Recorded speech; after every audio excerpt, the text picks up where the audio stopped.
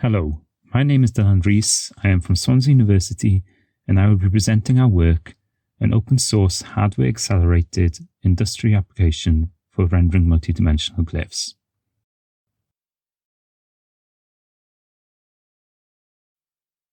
The inspiration for our work was the need to visualize large numbers of multidimensional data glyphs onto a scatter plot. The shape of each glyph is determined by the data that the glyph is representing. With more variables represented by a glyph, the more complex its shape will be. To calculate the geometry of each glyph can therefore be complicated. With many glyphs, this can become an issue using traditional computational methods. We present a solution to this problem using a simplified open source application. Reproducing visualization methods from previous work can be challenging. In many works, prototype implementations are presented. However, the availability of these implementations is scarce. This is especially true for tools developed in partnership with commercial entities or with commercialization of a product in mind. This is an example of differences between the rationale in industry and academia. Despite this, collaboration between industry and academia is sought after by a number of interested parties, as evidenced by panels discussing the topics in both academia and industrial domains.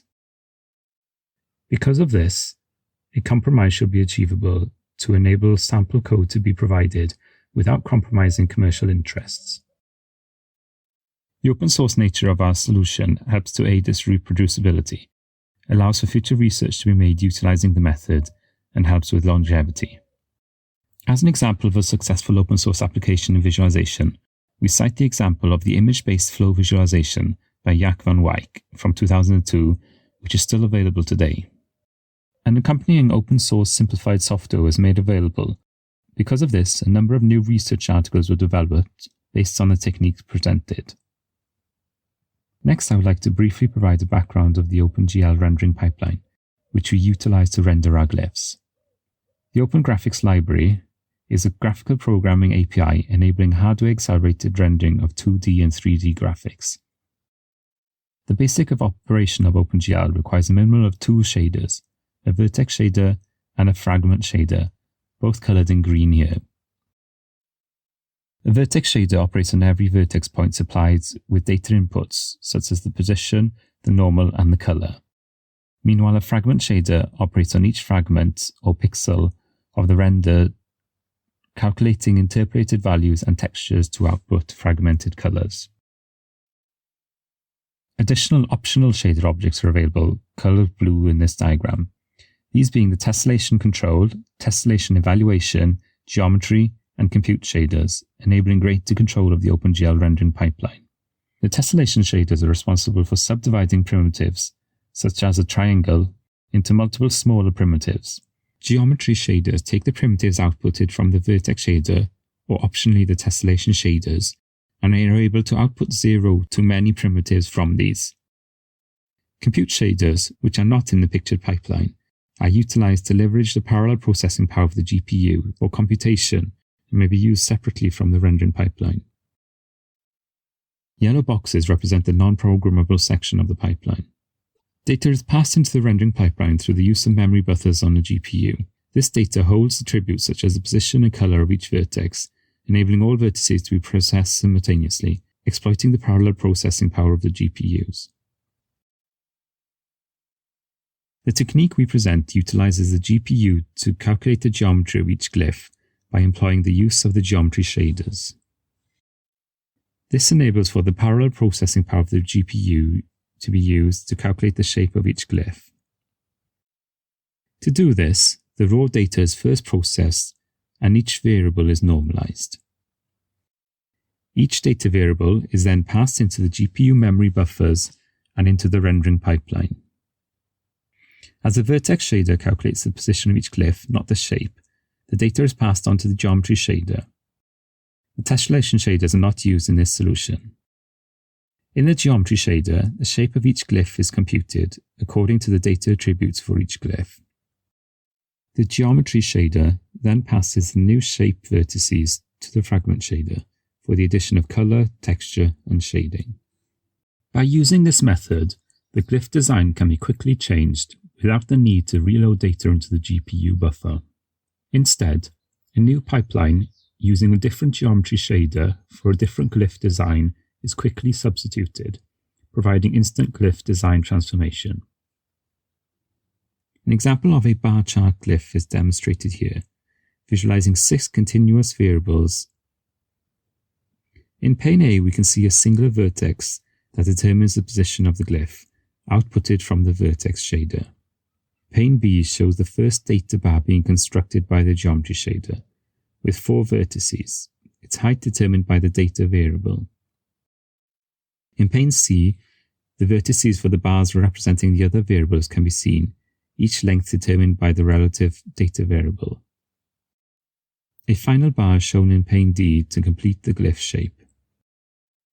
These vertices are passed on to the fragment shader. The final pane E shows the completed glyph outputted from the fragment shader. The simplified software created to demonstrate the technique is capable of drawing 3 different glyph designs shown here on the left, and a screenshot of the software can also be seen on the right. Data is randomly generated for the software, and the user is able to determine the number of glyphs displayed. Here is a demonstration of the open source software running. 10 glyphs are displayed, each displaying 6 continuous variables in a bar chart fashion. These bars are redundantly colored to the bar value using a blue to white to red color map.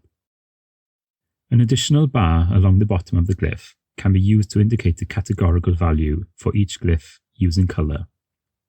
The frame rendering time is indicated along the title bar, along with the equivalent frames per second. The user is able to quickly change the glyphs by using the keyboard. Pressing the R key brings up the radar glyph design, again with the same 6 continuous variables indicated, along with a color categorical indicator. Pressing the C key brings up a circular glyph design, with the spoke lengths again mapped to the 6 continuous variables, and the color of the center mapped to the categorical indicator. Pressing the B key returns to the bar glyph design. Increasing the number of glyphs to 10,000 increases the frame rendering time for all glyphs. The frame rendering time for the bar glyphs here is approximately 2.6 milliseconds.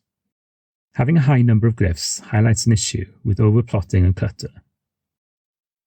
By switching between different designs, it is observable that the radar glyph design has a lower frame rendering time in comparison to the other glyph designs, with the circular glyph having the longest frame rendering time. Increasing the number of glyphs to 200,000 further increases the frame rendering time of the bar chart glyph to 40 milliseconds, and also increases clutter. We measure the performance of the software in rendering a varying number of glyphs of different designs on 2 separate PCs, one with and one without a graphics card. The red line represents 50 milliseconds frame rendering time, above which the user would notice stuttering. In all instances, 10,000 glyphs are drawn before the 50 millisecond threshold is passed. With a simpler glyph design and a graphics card, over 200,000 glyphs can be drawn at interactive frame rates without noticeable stuttering. Some limitations of this technique are to do with the limitation with the consumer-grade graphics hardware. This allows for a maximum of 1,024 floating points to be passed at each stage of the rendering pipeline, although this is doubled with professional-grade cards. This limitation limits the complexity of the glyphs that can be rendered.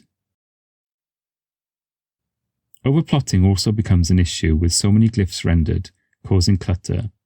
Resolving this issue is an avenue for future work. We make the open source simplified application available on a GitHub repository.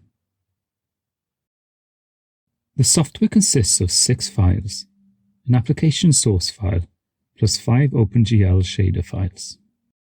The primary source file is coded in C++ and should be compiled to run the software. The application requires and utilizes the GLUE OpenGL extension wrangler library and the GLFW graphics library framework to enable the OpenGL instance and establish a visible window. This version was written for compactness rather than efficiency. A simple vertex shader file is provided, which establishes the glyph location and passes the variable data to the geometry shader. 3 geometry shader files are provided, one for each glyph design. The first is the bar chart glyph described earlier. First, the shader calculates the position in the screen space, then iterates through each data variable to calculate the size of each corresponding bar, emitting 5 vertices for each bar to the fragment shader using the emitVertex function. Details being emitted are the positions for each new vertex, a color attribute to map the bar color to the data value, a 2D vector for shading effects, and an attribute to distinguish the data bars from the categorical identifying bar. Once the data bars have been emitted, vertices for an additional categorical identity bar are emitted. In total, 35 vertices are emitted from this geometry shader. The second glyph shader is for the radar glyph.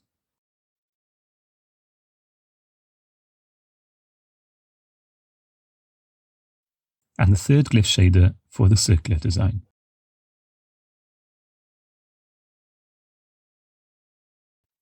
Finally, a fragment shader is provided for shading and lighting effects.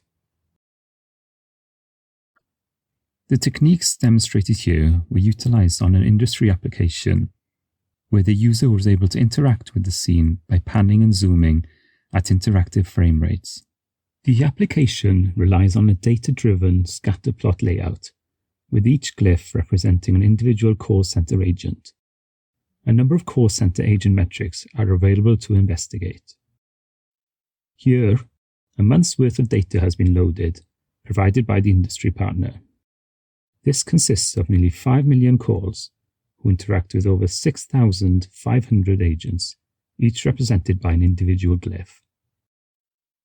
Users are able to map both the X and Y axis to a number of agent properties to explore relationships between variables. A selection of glyph designs are available to choose from.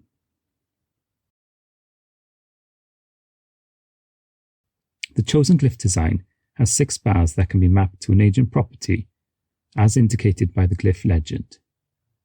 The glyph legend is also used to represent the mean of all loaded agent variables. Hovering the mouse over the center of the legend returns a dialog with explicit average values for each agent property. Clicking the center of the glyph legend returns a dialog where each of the glyph bars can be changed as the user desires. The user in this case chooses to map the percentage of calls transferred to the 2 o'clock bar and the percentage of short calls to the 10 o'clock bar. The glyphs are updated accordingly. The length and color of each bar represents the value of that particular agent variable. The color map for the bar can be seen below the glyph legend, clicking which allows for a selection of color maps. Glyph centers are color-coded to indicate the call center department of the agent, clicking which allows for a choice of color mappings. The user is able to filter individual departments by clicking the checkbox next to the appropriate department on the legend.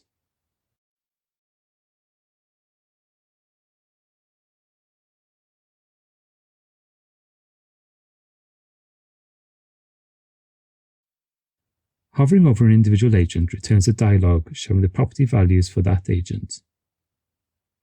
Users are able to use scroll bars to zoom on individual axes.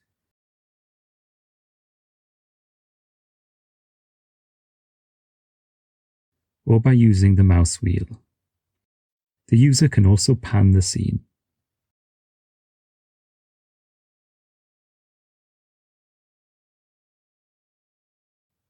The techniques presented in this paper enable development of this industrial application, featuring direct interaction with the glyph canvas.